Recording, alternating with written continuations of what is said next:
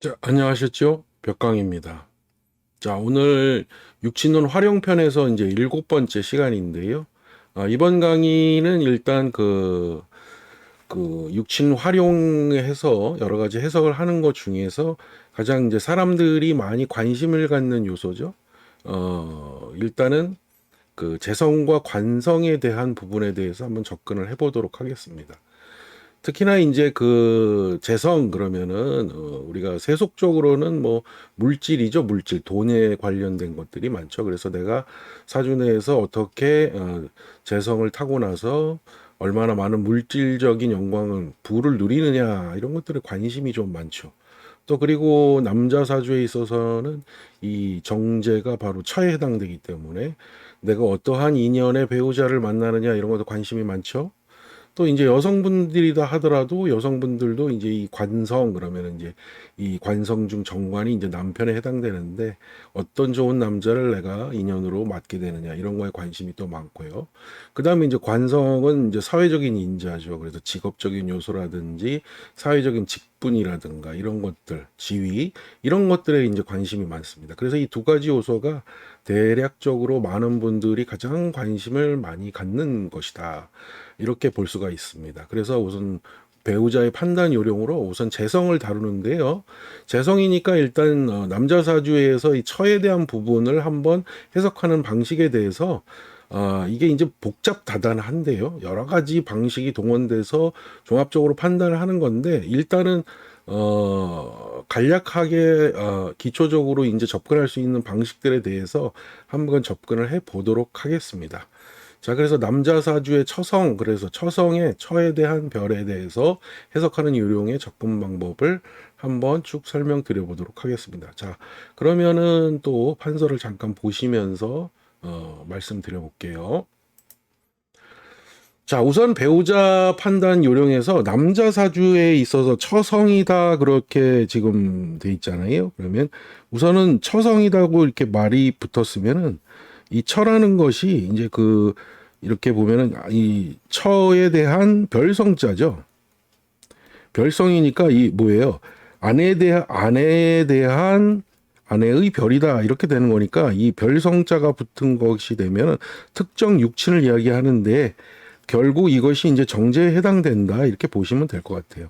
정제가 곧 처다 이렇게 보시면 되는데 우리가 보통 사주에서 그 자리가 8자리인데 자, 보시면 여기 일간을 제외한 나머지 7자 중에서 이 정제의 처성은 배우자궁이라고 할 수 있는 이 일지를 포함해서 7군데 중에서 어디든지 드러날 수가 있습니다. 여기 배우자궁에도 드러날 수가 있고 뭐 연간에도 나타날 수가 있고 위치에 따라서 정제의 위치가 다변화하게 나타날 수가 있죠. 그래서 보통 그 배우자궁에 그 정제에 해당되는 그 육친성인 처성이 다 안치되어 있으면 가장 안정적이고 좋다 이렇게 말씀드리는데요. 그래서 이탈됐을 때의 상황에 따라서도 이게 복잡다단하게 해석이 일단은 되는데 그런 부분과 함께 결국 또 이 배우자 궁에는 정작 정제라고 하는 육친의 처성이 들어가지 않고 다른 글자가 또 이 안에 안치되어 있을 수가 있습니다. 그렇게 되면 뭐 여기에 뭐 관도 들어올 수 있고요. 뭐 식상도 들어올 수 있고 다양하게 들어와 있을 수가 있겠죠. 그래서 이제 이러한 요소를 가지고 우선 처덕과 처복이라는 개념으로 접근을 하는데요. 쉽게 말해서 처덕이라고 하는 것은 배우자 육친의 어떤 정신적인 요소다 이렇게 보시면 되는데요. 이게 이제 배우자 육친이 예를 들어서 우리가 이제 기본적으로 희용기구, 희신, 용신, 우리가 이제 사주에서 용신과 희신을 한 걸 찾게 되죠. 그 다음에 반대로 기신과 구신을 찾게 되고요. 자, 용신이라는 거는 이제 사주에서 가장 중화점을 이루는 중요한 쓰임이 있는 글자, 그런 거죠. 그래서 용신에 해당돼. 희신은 이 용신을 도와주는 글자가 되고요. 반대로 이제 기신은 이제 이 용신을 극하게 됨으로 인해서 용신의 어떠한 효용력을 떨어뜨리는 나쁜 글자가 되겠죠. 그렇게 되고 구신은 이 기신을 생해서 기신을 도와주는 거니까 역시 좋지 않은 그런 글자가 되겠죠. 자, 이렇게 해서 희용기구한으로 이제 구분을 하게 되면 처성이 이제 희신이나 용신으로 구분이 돼서 사주 7자리 중 어디에 해당되던 위치하고 있으면은 대략적으로 용신의 어떠한 희용시, 희신이든 용신이든 형태가 이제 정신적인 행동, 언행, 역할에 있어서 좋은 역할이 이루어진다. 이렇게 봅니다. 그래서 이제 이러한 행동이나 언행을 통해서 사회적인 역할에 어떤 중요한 배우자로서의 가교를 충분히 할 수 있는 그런 배우자, 이런 이야기들 많이 하죠. 그래서 예를 들어서 대체적으로는 연월 앞에 이제 연이나 월 앞에 이런 기둥의 희용신으로 정제가 이제 자리할 경우에는 대체적으로 이제 이러한 정신적이나 사회적으로 이 정신적인 영향을 끼칠 수 있는 여러 가지 역할, 사회 활동에 필요한 역할이나 언행을 이 배우자가 할 수 있다, 이런 해석을 합니다. 그 반면에 이제 요 시지 쪽으로 이제 많이 물러나게 되면은 이 집안에서 또는 나의 개인적인 영역에서 아니면 부부 관계 내에서 이렇게 그런 것들이 잘 이루어진다, 이렇게 보는 것이고요. 자, 그 다음에 그럴 때는 이제 처덕이 있다, 그런 경우가 이제 바로 처성의 등장이 희용신으로 나타날 때는 처덕이 있다, 이렇게 말씀을 드리는 겁니다.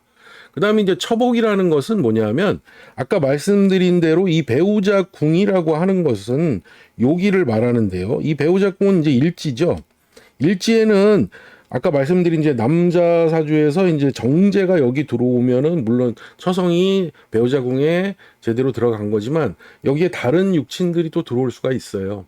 그렇게 되면은 이 부분에 있어서는 처성은 다른 자리에 이탈돼 있더라도 배우자 궁에 들어와 있는 어떤 글자가 배우자의 역할을 또 담당하기 때문에 이럴 때는 배우자 궁에 이제 어떤 물질적인 요소, 그래서 그 배우자의 뭐 재산이나 신분이나 직위 등과 같은 실제적으로 존재하는 부분에 대해서 이 배우자의 인연이 된다, 이런 얘기가 되겠죠. 그래서 이런 것은 뭐 이럴 수가 있지 않습니까? 뭐 제 처는 굉장히 부자고 집안도 좋고 좀 뭐 사회적으로 직위도 있는 그런 집안 출신이지만 결혼을 막상 하고 나니까 나하고는 그렇게 인간적으로 친밀해지지는 않더라, 이런 경우가 발생하겠죠.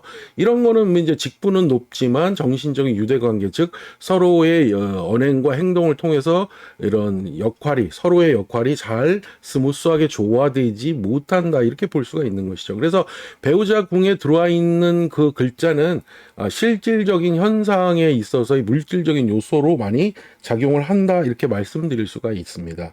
자, 그러면 대체적으로 이런 경우를 한번 볼 수가 있겠죠. 예를 들어서 일간이, 예를 들어서 정화일간인 사람이라고 칩시다. 그러면 밑에 배우자 궁에 해수가 들어오면 정의 일주가 되겠죠. 자, 그러면 이 사람한테는 이게 이제 정관이 되는데요. 자, 이런 경우에는 이 정화의 해수가 정관이기도 하면서 신살적인 요소로는 이게 천을 귀인에 해당됩니다. 천을 귀인. 그러면은 남자 사주에 있어서 관성인 정관이 내 배우자 궁에 들어와 있고 이것이 천을 귀인에 해당되므로 굉장히 귀한 집안의 여성으로서 배우자가 결정되는 경우가 많다는 거죠. 물론 이제 뭐 충이나 공망이나 뭐 형충파열을 통해서 이것이 이제 온전히 보존되지가 못하면 이제 천을 귀인의 작용은 많이 삭감되기는 하지만 일단은 이런 정의 일주의 의 구조로 이 배우자 궁이 형성되면은 일단은 정관의 반듯한 관성을 띄우면서 그 다음에 천을귀인의 보좌가 따르기 때문에 어떤 직분상이나 지위가 좋고 가문이 좋고 또 출신 성분이 좋은 그러한 처, 이렇게 볼 수가 있는 것이죠. 자, 이것이 이제 배우자 궁과 실질적인 배우자 성이 서로 다르게 등장할 때 나타나는 요소들에 대해서 한번 말씀드린 거죠. 그래서 지금까지 말씀드린 기본적인 요소를 통해서 처성이 이제 뭐 어디 가 있고 배우자 공에 다른 글자가 들어와 있고 할 때 이제 서로의 그 다른 점에 대해서 한번 말씀드려 본 겁니다. 이제 이런 걸 통해서 이제 남자 사주에서 철을 해석할 때 기본적으로 접근하는 방식에 대해서 한번 간략히 말씀드려 봤어요. 자, 그다음에 이제 방식은 뭐 여러 가지가 있겠으나 우선 오늘은 첫 번째 시간이니까 우선 그 희용기관이라고 아까 말씀드렸던 내용과 그런 것을 좀 중심으로 해서 이 처성의 역할이 어떻게 될 때 어떠한 현상들이 나타나는지 한번 또 보도록 하겠습니다. 자, 요거는 이제 지우도록 할게요. 자, 보통 그래서 남자 사주에 있어서 이 정제가 예를 들어서 아까 용신이나 또는 희신으로 이렇게 작용하는 구분으로 이제 정해진다면은 대체적으로 이제 내조의 어떤 역할 이런 것들이 굉장히 좋다 이렇게 봅니다. 그래서 한마디로 말해서 처덕이 좋다 이런 말을 할 때 이제 바로 이런 것이죠. 그러니까 여러분들이 아직은 뭐 기초 단계에서 이제 육친 공부하고 이제 그 판단 이런 배우자 판단 요령의 기초 단계에 접근을 하고 있기 때문에 이제 격국이라든가 이런 격국용신 이런 거 그리고 억부에 있어서 희용기관의 어떠한 그런 작용력의 구체적인 차이를 잘 아직 설명드린 단계가 아니어서 다 말씀은 드리지 못하지만 어쨌든 이런 것이 용신, 억부의 용신을 말하는 겁니다. 그 다음 마찬가지로 이제 사주를 보다 보면 나중에 격국에서, 격국론에서 이제 격국이 무슨 격국이냐에 따라서 그 격국의 용신에 해당되는 글자가 또 이런 정제가 역할이 되더라. 이렇게 되면은 이것은 그 사회적인 역할에서도 굉장히 큰 역할을 하게 되는 그런 것으로 또 이제 해석을 하기도 하죠.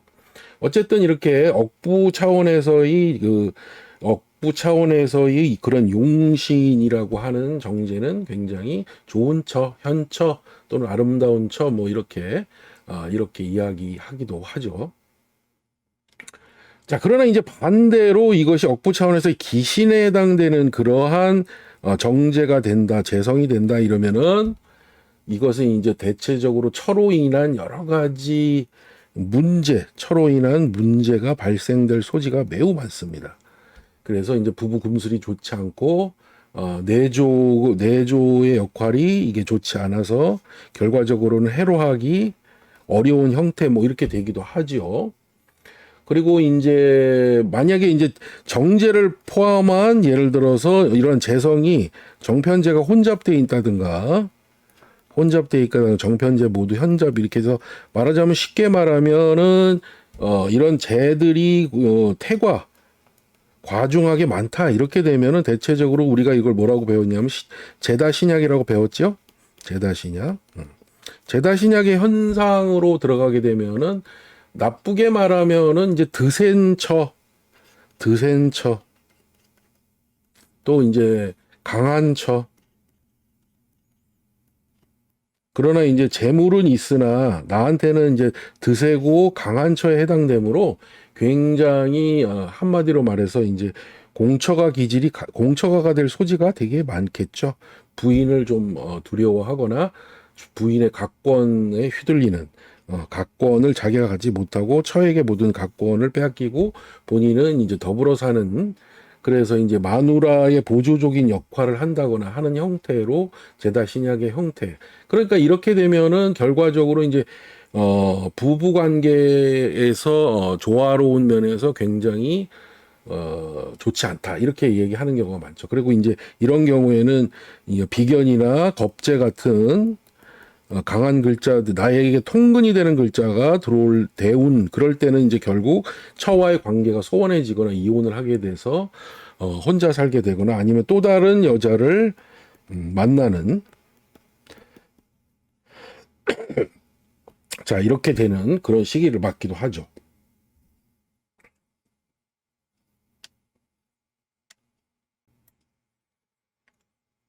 자, 그 다음에 이제 재성이 아무래도 이제 이렇게 편중되어 있으면은, 이 고부간 갈등이 좀 심할 수밖에 없어요. 왜냐면은 재성이라는 것은 결국 인성을 극하게 되니까 이런 편중된 제다 신약의 형태의 사주에서는 결과 처와 우리 어머니, 모친과의 관계가 이렇게 좋을 수가 없겠죠. 그래서 이제 고부 갈등이 심한 경우가 많고요. 그래서 이제 집안이 이제 이렇게 평지풍파가 많이 발생하는 경우가 많습니다. 그 다음에 이런 정제나 재성이 천간에만 이렇게 나타나고 이 천간에 나와 있는 정제나 이런 것들이 지지에 이제 통근을 하지 못하면은 이런 못할 경우에는 대체적으로 무늬만 처인 경우가 많아요. 그래서 무늬만 처라서 남자한테 미치는 처의 영향력이 미미하고 그 다음에 그걸로 인해서 이제 지지에 뿌리를 내리지 못했기 때문에 그냥 저 사람은 나의 처이긴 한데 집안이나 뭐 이런 데서 내조적인 측면에서 굉장히 약하고 그런 역할을 못할 뿐더러 또 아까 말씀드린 대로 비견이나 겁재가 들어오는 그런 시기의 운에는 특히나 천간으로 이제 들어오는 이런 것들이 들어오는 해는 쉽게 탈재가 일어나죠. 탈재가 일어나서 비견겁재에 인한 탈재로 인해서 이혼을 하거나 상처를 하거나 이렇게 되는 경우도 굉장히 많습니다. 자, 요것도 굉장히 중요한 요소가 되겠죠. 그 다음에 뭐 일단 이 정제는 대체적으로 등장을 했다 그러면 이 재성은 형이나 충이나 또는 공망 뭐 이런 것들에 의해서 훼손됨이 없어야 좋습니다. 훼손. 이 훼손이 되게 되면 결과적으로 이런 훼손으로 인한 파극을 당하니까 이럴 때도 결국 처덕이 없고 내조가 잘 되지 않는다 이렇게 보시면 될 것 같아요. 자, 그런 것들이 이제 단점이 되겠죠. 그 다음에, 요런 이제 전반적으로 이제 처성에 대한 처덕을 다루는, 이 면들에 대해서 한번 쭉, 여태까지 말씀은, 이렇게 정리를 한번 해봤습니다. 자, 그래서 지금까지 이제 남자 사주에 있어서 그 처성을 해석하는 요령을 중심으로 배우자 궁을 중심으로 좀 설명드린 게 아니고 이제 처성이 등장했을 때 어떻게 이제 작용되는가에 대한 기초적인 해석 요령에 대해서 한번 접근을 해봤습니다. 자, 또 다음에 시간에는 그 처성의 해석 요령 중에 이제 그 배우자 궁이라고 하죠. 배우자 궁에 이제 배우자 궁에 들어와 있는 것을 통해서 해석할 때 이제 어떻게 접근을 또 해야 되는지 그 부분에 대해서 한번 전달해 드리도록 하겠습니다. 또 다음 시간에 뵙도록 하겠습니다.